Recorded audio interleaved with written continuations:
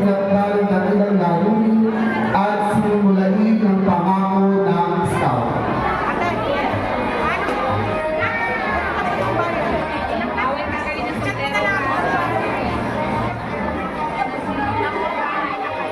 Scouts attention!